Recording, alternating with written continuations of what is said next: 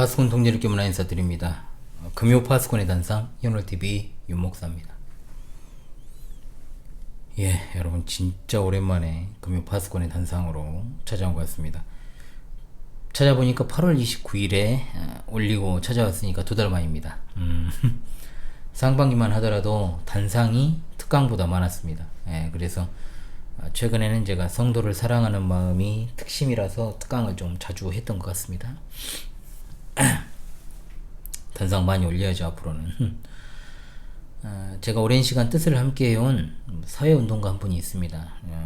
현월TV 우리 동지들이라면 누군지 알고 계실 겁니다. 실명은 굳이 거론하지 않겠습니다. 여러 가지로 우리가 신자로서 생각해야 할 것들을 또 이야기하려고 하다 보니 이분이 등장하는 겁니다. 저는 나름의 저의 선생님이 3분이 있었어요.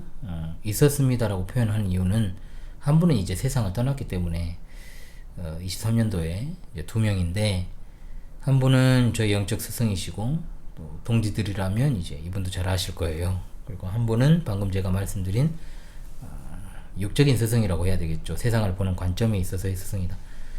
영적 스승은 제가 이제 역사적 기독교의 노선을 따라 목회자가 되어서 지상에 참된 교회 세우고자 하는 목표를 세우고자 함에 있어 참으로 막대한 영향을 준 분이기 때문에 참으로 아마 목사로서의 효노리에 오늘을 있게 한 사람이다 라고 볼 수 있고, 또 육적인 관점에서 세상을 보는 것에 있어서의 스승은 제가 정치적 편향성과 그리고 좌우로 치우치지 않고 올바르고 균형적인 관점을 갖도록 도움을 준 선생님입니다. 자, 두 분 다 현재적으로도 제게 많은 가르침을 주시고 계시죠.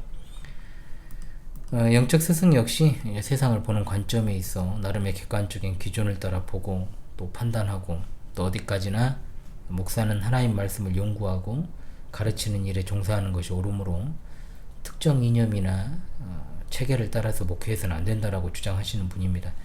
그럼에도 우리 각자는 모두가 다 정치적이라는 즉 정치적인 성향이라는 것이 있기 때문에 완전한 균형이라는 것은 사실 있기가 어렵고, 또 객관적인 판단으로 자기가 보다 본인이 살아오고 또 연구했던 것들을 통해서 보다 옳다 여기는 것들을 중점하여 이제 판단할 수밖에 없습니다. 방대한 지식을 가지고 있고 연구자이기 때문에 그런 판단을 하겠죠. 예나 지금이나 크게 달라진 것은 없습니다. 방대한 지식과 데이터를 기반으로 프리메이슨 연구에 있어서 거의 독보적인 위치에 있는 분이죠. 제가 이분을 알기 전에는 이제 다소 음모론적이고 좀 육적인 관점에서 그와 같은 것을 이해했다고 한다면, 영적 스승을 알고 난 이후부터는 이제 보다 신앙적이고 영적인 관점에서 그걸 이해하고 공부할 수 있게 되었던 계기가 되기도 했습니다. 그런데 오늘 제가 이제 이야기하려고 하는 주제는 주로 이제 육적 스승과 관련된 내용이 되겠어요. 자, 육적인 스승 역시 세상을 보는 관점을 최대한 객관적으로 그리고 균형 있게 판단하는 사람입니다. 거기에 더해서 이 사회를 보다 더 나은 방향으로 끌고 가기 위한 가치관과 또 사상을 정립을 해서 그걸 관철시키려고 참으로 오랜 시간 동안 각고의 노력을 기울이는 분이죠.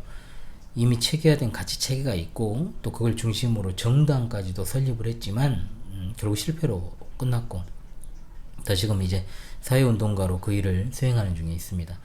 정치적 성향은 당연히 보수지만 현재 기득권 보수와는 완전히 차별화된 길을 걷고 있고, 오히려 좌우로부터 역대 정권으로부터 굉장한, 오히려 보수 정권으로부터 더 공격을 많이 받았죠.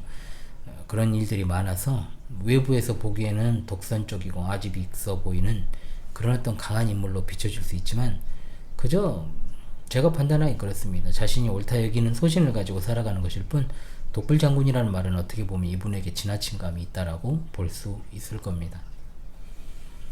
어찌되었든 저는 저 영적 스승을 알고 지낸 지는 벌써 이제 20년 가까이 되었고, 육적 스승을 알고 지낸 지는 8년 정도 된 것 같아요.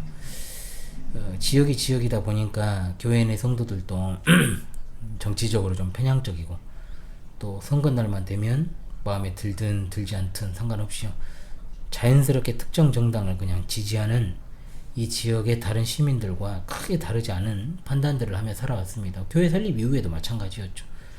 그런 가운데 제가 자칫 어떤 균형적인 관점을 이야기하려고 하면 오랜 시간에 좀 편향적으로 세상을 바라왔던 이들에게는 부작용이 나타날 수 있고 오히려 복음의 손해가 될 수 있다라는 생각을 많이 했어요.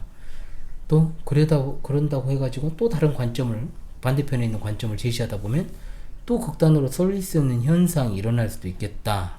물론 부작용이 더 많을 것 같지만, 그래서 제가 이제 현실 정치에 대한 이야기들을 굳이 말하지 않았던 것 같습니다. 그러다가 언제까지 이렇게 내가 목회하면서 성도들의 이런 어떤 편향적인 사고방식을 방치할 수만은 없겠다, 이런 생각을 계속 품고 있었거든요. 정말 마음에 걸림이었어요. 이 광주 지역이 아주 그냥 종특이잖아요, 이게. 그래서 이래서는 안 되겠다라는 생각을 제가 한 겁니다. 어떤 거 계기가 됐냐면, 이제 해외에도 너무 역겨운 위선자 조국, 여기는 실명을 제가 거론합니다. 이 너무 역겨운 위선자 조국 사태를 기점으로 해가지고 조금씩 그 이야기를 제가 하기 시작을 했습니다. 이 지역에 있는 이들 중에는 다른 지역의 어떤 보수적 성향보다 반대편 지역에 계신 분들 있잖아요, 더 극단으로 가 있는 분들이 있어요. 여기는 오히려. 왜냐면 특정 진영에 반감이 생기면서 아예 반대편으로 가버린 거죠, 이제. 그러니까 S극과 N극은 이제 완전 반대편이 있지만 끝에서 끝은 또 연결된다는 말이 있죠. 그런 거죠. 이것도 분명 옳은 형태는 아니기 때문에 복음 진리를 전하는 목사로서 좀 균형 잡힌 관점을 성도들이 가질 수 있도록 도움을 줘야 되는데, 아직은 그럴 만한 신앙도 안 되고, 그죠? 아직 신앙도 온전하지가 않은데 제가 거기다 정치적인 이야기를 끼얹어 버리면 안 되고, 또 생활적인 측면에서도 다들 온전하지가 못하니까 조금씩 이야기를 하고 또 기회를 엿보고 있었던 거죠. 그런데 이제 조국 기점으로 제가 이제 이런 이야기들을 가끔씩 하다 보니까 한 성도가 좀 그게 불편했나 봐요. 집에서도 듣는 이야기를 내가 왜 여기서 들어야 되냐, 뭐 이런 식으로 하더라고. 그래서 그런 저의 마음을 모르죠, 당연히. 그러니까 왜 보수적 색채를 이야기하는 이들이 말하는 주장들을 펼치냐고 이제 오해를 하더라고요. 그러면서 우리 교회에는 특정 정당 지지자가 없는데, 예를 들어 조국 지지자도 없는데 왜 그런 말을 하는지 모르겠다라고 노골적으로 저한테 막 그렇게 불만을 터뜨리더라고요. 아시다시피 우리 교회는 저와 혈연적으로 맺어져 있는 분들이 주축이에요. 아무려면 제가 그런 걸 모르고 그런 이야기들을 했겠습니까? 그 불만을 터뜨린 성도보다 제가 나머지 분들을 모르겠어요, 사실. 여전히 특정 이념과 지역적 한계에서 벗어나지 못하는 이들이 있고, 조국 사태가 터졌음에도 불구하고 여전히 이 사람도 잘못이지만 그 반대 정당은 여전히 문제가 있다는 식으로 이야기를 하는 모습을 보면서, 이게 정말 이게 심각하구나. 그래서 제가 안타까운 마음에 이야기했던 것인데, 그 성도는 그렇게 오해하고 제게 불만을 대놓고 터뜨려서 참 마음이 아팠습니다. 상당히 오래 갔어요, 그게. 그런데 제가 그걸 다시 끄집어내가지고 그 이야기를 하는 게 너무 제가 좀 한 사람으로서 좀 자존심 상하는 일이기도 하고, 그걸 해명해야 된다는 것도 웃기고, 굳이 해명을 하지 않았습니다. 그 당시 해명을 하지 않고 제가 다른 방법으로 이제 분위기를 전하는 시도를 했죠. 지나간 이야기예요. 여기서 5년 지난 이제서야 제가 처음 이야기를 꺼내는 겁니다. 그래서 이제 제가 꺼내던 게 뭐냐면, 제가 거기에 대해서 어떤 이야기도 하지 않고 이제 육적인 세상을 소개하는 일을 한 거예요. 우리가 지역적 한계 너무 심하다. 그리고 왜 세상을 너무 좌정관천, 우물 안에 개구리식으로만 보고 있으니까 우리가 보는 세상에서만 세상을 바라보고, 어떤 특정 정당에 대한 프레임에 더는 좀 갇혀있고 이용당하지 말고 이제는 좀 우리가 균형 있게 세상을 좀 폭넓게 바라보면 안 되겠느냐. 그러려면 목사인 내가 그냥 복음만 충실하게 가르쳐도 되지만 지역적인 이런 상황이 있다 보니까 내가 당신들의 정신을, 내가 이렇게는 말은 안 했죠. 당신들의 정신을 개조해야 되겠는데, 진짜 이거는 개조해야 되는 문제잖아요. 안 그러면은 계속 진짜 우리가 어떤 진짜 반기독교적인 이야기들을 하더라도 그런 정당에다가 표를 또 몰아줄 거 아니에요? 응? 그런 문제를 꼭 떠나서라도 이게 너무 편향적인 어떤 성향들을 좀 바꾸기 위해서는 내가 보증하는 한 사람을 여러분에게 소개해 줄 테니 한번 들어봐라. 그리고 그가 쓴 책도 한번 읽어보고 한번 판단해라. 그렇게 말을 했습니다. 제가 사비를 털어가지고 책을 뭐 10몇 권 샀죠. 또 주변에도 나눠주고 한 사람씩 다 나눠줬어요. 읽은 사람은 아마 10%도 안 될 것으로 제가 보는데, 어찌되었든 다 읽어봤는지는 모르겠지만 그래도 그잖아요. 그간의 신뢰가 쌓인 것도 있고, 또 제가 목회자인데 특별히 내용적으로 문제가 없고, 또 올바른 가치관을 함께 공유하자는 의미에서 그 인물에 대한 소개도 제가 했고, 성도들이 거기에 호응을 해주었어요. 감사한 일이죠. 한참 그것을 소개할 즈음에 이제 정당을 만들려고 이제 움직임이 있던 때라, 때마침 정당에 가입도 하고, 또 그렇게 함께 가치관을 공유하면서 조금씩 지역적 프레임과 한계에서 벗어나기 시작을 했던 겁니다. 제가 간간히 그에 대한 설명도 좀 곁들여 주면서 필요할 때는 그게 성도들이 단톡방도 만들어줘가지고 설명도 하고, 그렇게 성도들이 조금은, 제 바람은 그거죠. 지역적 한계를 벗어나서 올바른 사고방식, 균형 잡힌 관점을 가지고 세상을 안 살면 이게 복음을 가지고 있으면서 성숙하기 어렵다는 생각을 제가 한 거예요. 그래서 그렇게 해야지만 신앙도 생활도 더 나은 방향으로 갈 수 있다라고 제가 순전하게 진짜 이 목회자의 관점에서 그렇게 한 겁니다. 이 광주에서 진짜 목사들이 정신머리 없는 인간들이 많거든요. 솔직히 말하면. 똑같이 정치적인 어떤 그런 입장들을 고수하고 있습니다. 아니면 아주 그냥 반대편으로 가가지고 또 이상한 짓거리 하는 사람도 있고, 그죠? 아니면 이도저도 아니고 그냥 아예 관심 끄고 살자는 주의. 전 그걸 더 싫어하거든요, 사실은. 게으른 거잖아요, 그거는. 어찌되었든. 이런 이야기를 제가 한참 전부터 좀 하고 싶었는데, 이제는 좀 해야 할 때가 온 것 같다 싶어가지고 제가 파스콘의 단상에 올리게 된 거예요. 사실 육적 스승과 관련해가지고 굵직굵직한 어떤 대선이나 총선 앞두고 제가 영상을 한 두세 개 정도는 올렸던 것 같고요. 라이브에서 이제 정책 소개하는 일도 있었습니다만, 저는 목사입니다. 제 영적 스승이 말씀하신 대로 저는 하나님 나라 위에 쓰임받는 광주 신실한 교회 울타리 안에서 일하는 한 명의 종사관이고, 또 여기에는 주님의 백성들이 소속되어 있기 때문에 저의 가장 큰 일은 복음 진리를 전하는 것이고, 또한 복음 진리를 따라 성도들의 천국 가는 그 구원 여정에 하나님 말씀을 가지고 도움을 주고, 때로는 손잡아주고, 수렁에서 건지고, 넘어질 때 일으켜 세워주는 역할을 수행합니다. 그렇기 때문에 저는 하나부터 열까지 목사로서의 삶이 중심이에요. 현으로의 일상은 목사로서의 삶이죠. 목사로서의 삶의 목적이 사라지게 되었을 때 더 이상 저는 목사가 아닌 존재라는 생각을 하기 때문에 은퇴하면 저는 목사직을 다 면직을 할 거예요. 그렇게 살아가고 있습니다. 그 전이라도요. 그래서 육적인 스승은 철저한 합리주의자, 그리고 무신론자예요. 공공연하게 자신의 종교에 대한 입장, 내세에 대한 입장들을 직간접적으로 이야기를 많이 합니다. 그런데 그것은 제게 있어 문제가 되진 않습니다. 제가 그에게 접근했던 이유는 그가 종교인이라서가 아니고 정치평론가이자 사회운동가이고, 더 나은 사회를 위한 정책과 대안을 제시하고 관철시키려는 사상가이니까 정말로 양심적인, 그죠? 그리고 소신있고 양심적이고, 그리고 모순되지 않은 그런 어떤 측면들에 제가 몰두를 했고, 또 종교적으로 충돌이 날 일이 없잖아요. 제가 왜, 저는 그 사람 위에 있는 사람이고, 그죠? 그가 그렇게 말하는 것은 그가 바라보는 세상에 대한 관점에서는 당연한 것이고, 또 나는 그의 세상을 바라보는 어떤 객관적이고 균형적인 관점은 지지는 하지만, 그가 생각하는 신관이나 종교관은 전혀 다른 세상 이야기잖아요. 그러니까 지지하고 지지 안 하고의 문제가 아니라 자연인의 그냥 범주 중에 하나일 뿐이고, 저는 그냥 그 위에서 내려다보는 거죠. 그런 측면에서는. 그러니까 충돌이 날 리가 없죠.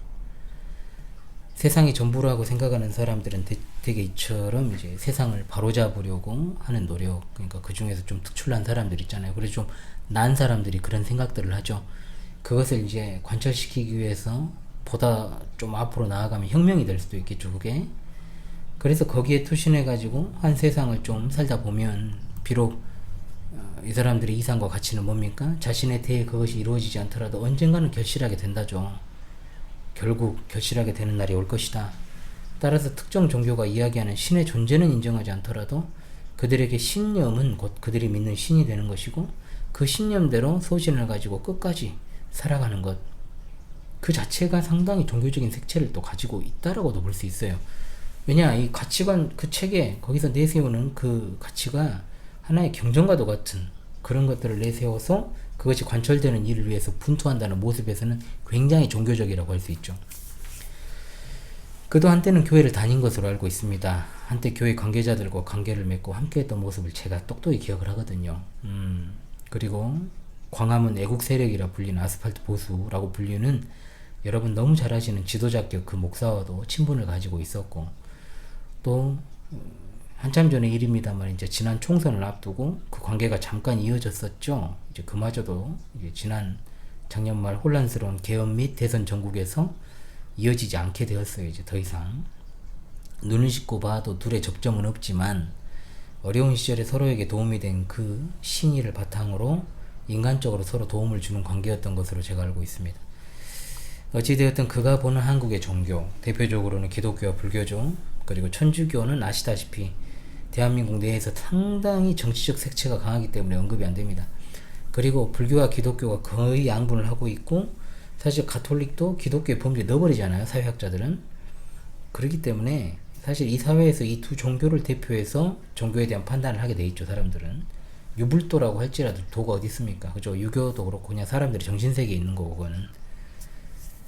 최근에 그는 천국이 없다라고 이야기를 했어요. 뭐 당연히 그가 바라볼 때 천국은 없는 겁니다. 왜냐하면 이 세상을 버티는 사람들이 기복적으로 바라고 원하는 것이 천국이라는 관점을 가지고 있기 때문에 종교를 존중하지만 천국은 없다. 다만 이 세상에서 어떻게 사는 것이 중요하다라고 그가 외칩니다. 안타깝다는 생각이 들었습니다. 왜?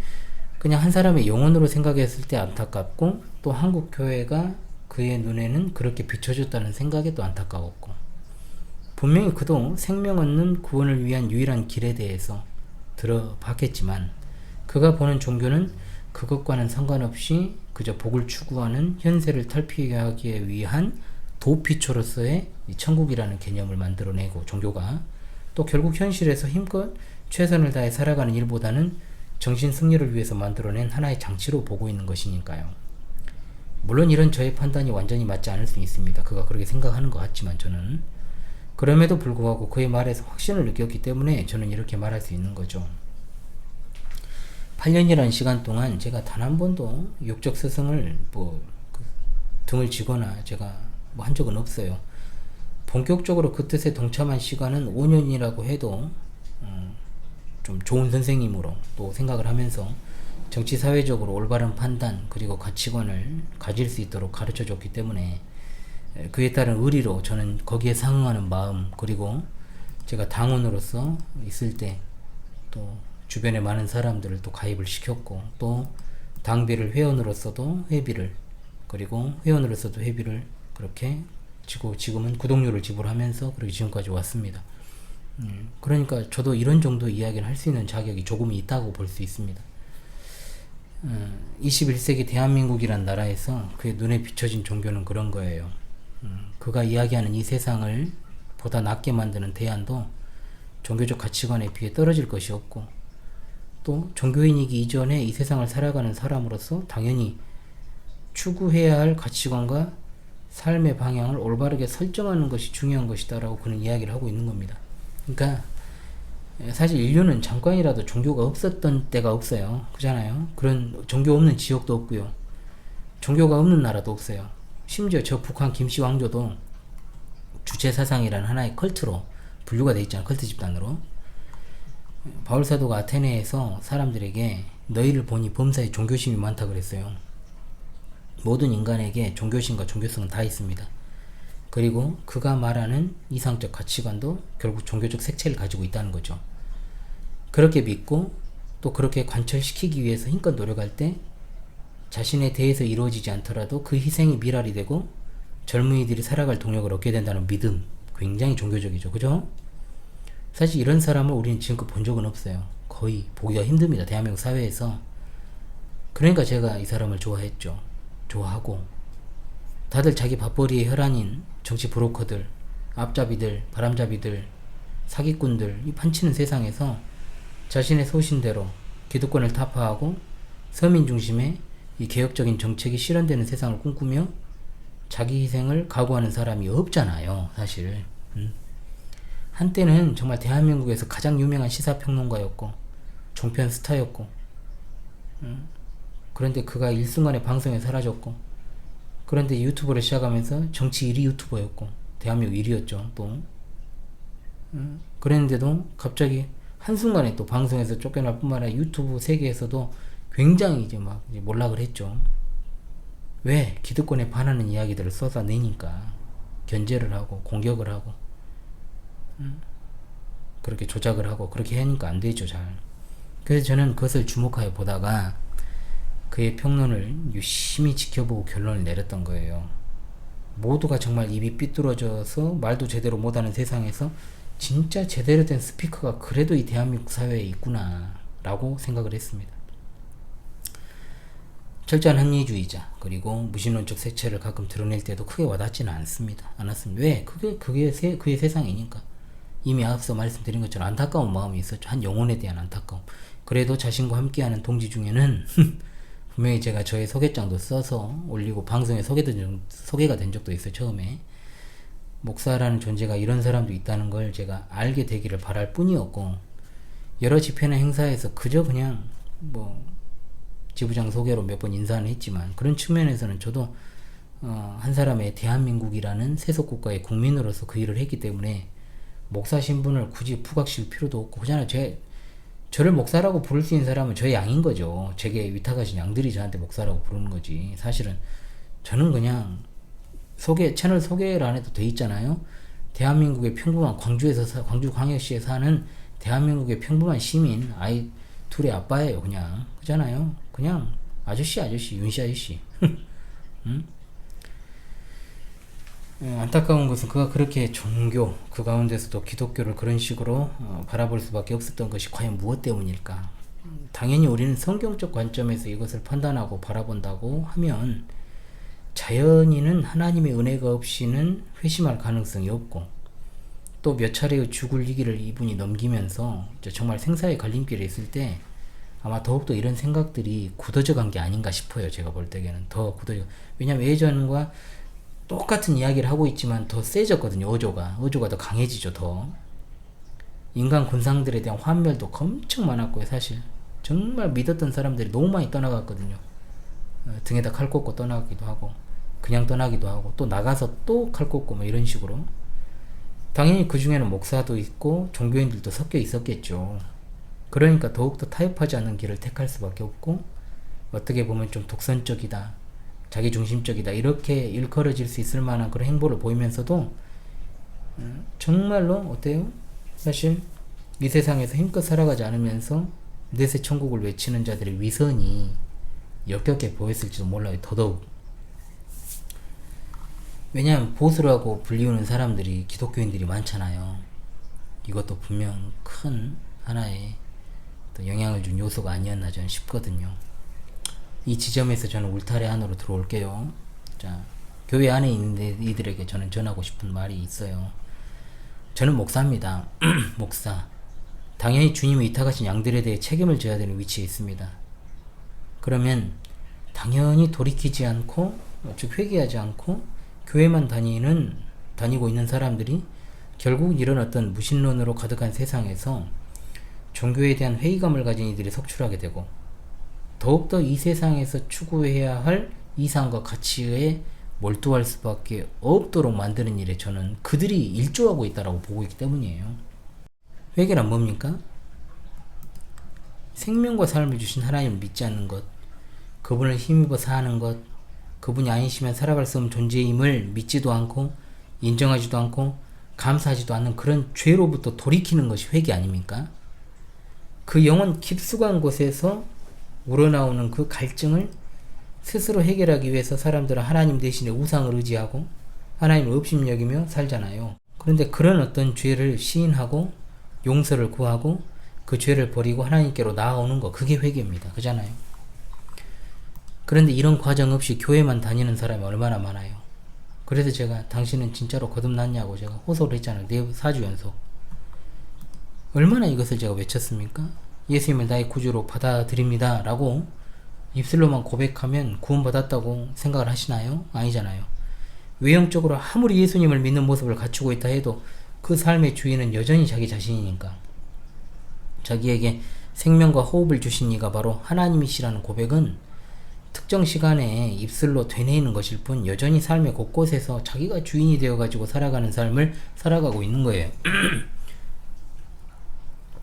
이것이 회개 없이 교회만 다니는 사람들의 특징입니다. 자, 이것이 없어도요 정말 인간적 열심만 내고 살아가는 이들이 많습니다. 종교적인 일을 많이 하고 외형적으로 모든 걸 갖추고 있다고 해도요 하나님이 기뻐하시는 것이 뭔가, 그것은 바로 거룩함이다. 이 사실에 대해서 관심이 없어요.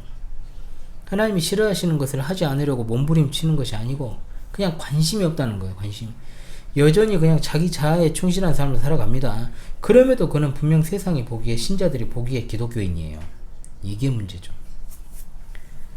어떤 이들은 육적인 그리스도인이란 말을 쓰기도 하죠. 지금도 쓰는 사람들이 있는데 굉장히 비성경적인 말이죠. 육적인 그리스도인이라는 건 없어요. 아직 영적으로 어린아이와 같이 미성숙한 자들을 육신에 속한 자라고 지칭하고 있긴 해도 육적 그리스도인이 있고 그럼 영적 그리스도인이 있습니까? 아닙니다. 여전히 자기 자아가 중심이 되어 살아간다면 그는 그냥 아직 회개하지 않은 사람이에요. 자연인인 거죠. 그러므로 육에 속한 사람으로서 하나님의 성령의 일들을 받지 않는 것, 바로 그가 육에 속한 사람이죠.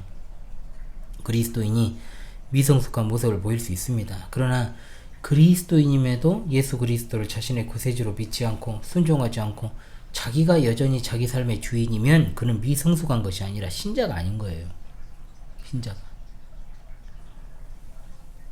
바울 사도가 진짜 그 철학의 중심지라고 할 수 있는 아테네 사람들한테 복음을 전했지만 그 메시지 듣는 사람들의 대체적인 반응 두 가지가, 하나는 조롱하는 것이었고 하나는 다시 듣겠다는 거잖아요. 회개와 심판의 메시지가 그들에게 좋게 들렸을 리가 없습니다. 지금도 적당하게 사람들에게 복음 전한다고 하면서 회개와 심판을 빼놓고 이야기는 하는 그런 경우들이 많은데 그건 반쪽짜리 복음도 아니고 그냥 복음이 아닌 거예요. 회개가 없어도 예수님을 믿겠다고만 하면 이 세상에서도 복받고 천국도 가게 되니까 이처럼 좋은 일이 어디 있어요? 그런데 그것은 구원이 아니고 기독교도 아닙니다. 척박한 불모지 같은 아테네에 이 두 부류의 사람만 있던 건 아니고요. 정말 놀랍게도 몇 사람이 바울을 가까이 하고 나중에 듣겠다고 하지 않았어요. 그리고 더 듣고 회개하고 예수 그리스도를 믿은 사람들이 있었습니다.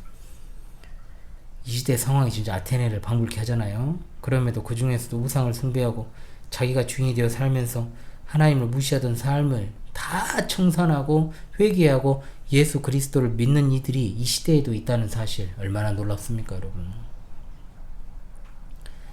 이 세상에서 나름 고상한 가치를 추구하는 사람들이 보기에 교회 모습이 형편이 없어요. 사실은 변화된 것은 하나도 없고 더 나아 보일 것도 없는 이들이 이기적이면서 탐욕스럽게 정말 어떤 복을 추구하고 바라고 천국을 소망하니까 그런 모습들이 얼마나 가섭고 우습고 조롱의 대상이 되겠어요. 사실은 진짜.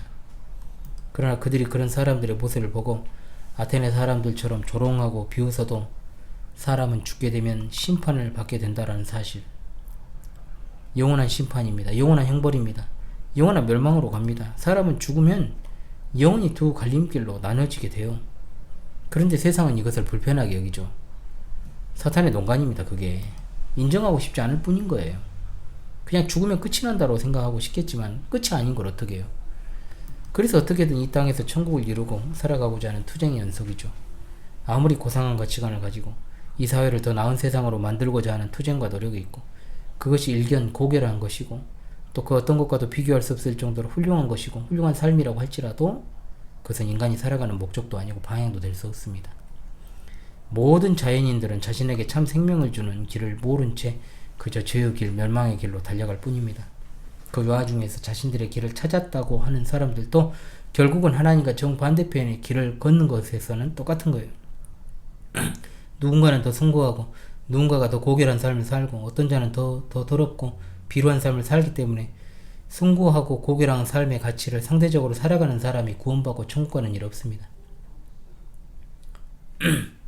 인생에 있어 가장 중요한 건 죄로 인한 심판과 형벌에서 구출되는 것입니다. 그것이 아닌 것, 그것이 아니면 어떤 것도 중요하지 않아요. 사실은 진짜. 그런 측면에서 저는 세상에서 육적 스승으로부터 많은 것을 배우지만 그는 나의 진정한 스승은 될 수 없습니다. 나의 진정한 스승은 예수 그리스도 뿐입니다. 우리에게는 우리를 영원한 생명으로 이끄는 영혼의 목자가 필요할 따름이에요. 한 세상을 후회 없이 살아가고 죽음을 맞이한다고 해서 뭐가 달라지는 것은 하나도 없습니다. 우주에서 나란 존재는 하나의 점이에요, 점. 그 점과 같은 나란 존재가 하나 없어진다고 해서 뭐가 달라질 것도 없어요. 역사상의 모든 위대한 인물이라 불려지는 사람들의 삶이 특별한 것 같죠? 아닙니다. 그도 역시 우주의 하나의 점입니다. 점과 같은 인생입니다. 먼지 같은 인생입니다. 그게 의미가 있기 위해서는 영혼의 목자 되시는 우리 주 예수 그리스도의 인도를 받는 것이요, 죽을 때와 그 이후 영원한 생명으로 나아갈 때도 그분의 인도를 받아서 가는 것입니다. 이보다 더 중요한 일은 없습니다. 다른 이상과 가치 없어요. 이 세상에서 가장 고상하고 가치 있는 일, 가장 이상적이고 가치 있는 일은 바로 예수 그리스도를 믿는 일 뿐입니다. 예수 그리스도가 없다면 이 세상에서 어떤 아무리 가치 있는 일을 하고 다른 이들을 위해서 철저하게 희생하는 삶을 하나부터 열까지 한다 해도요, 목적 없이 살아가는 인생에 비해서 궁극적으로 나을 것이 없어요. 진짜 여기서 정신 바짝 차리십시오. 진짜 생각을 해야 됩니다. 예수께서 이르시되 나는 부활이요 생명이니 나를 믿는 자는 죽어도 살겠고 무릇 살아서 나를 믿는 자는 영원히 죽지 아니하리니. 아멘. 우리가 사는 세상에서 우리 연수가 70이요 강건하면 80입니다.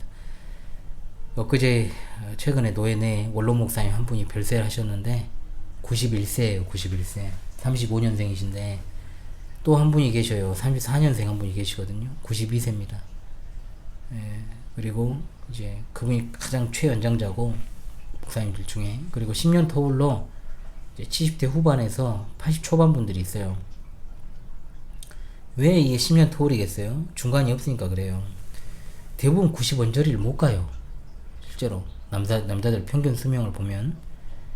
그러니까 어린 시절을 제외하고, 진짜 배워가는 시기를 제외하고 왕성하게 활동할 수 있는 시기만 가지고 이야기해도 30년에서 길어야 50년이에요.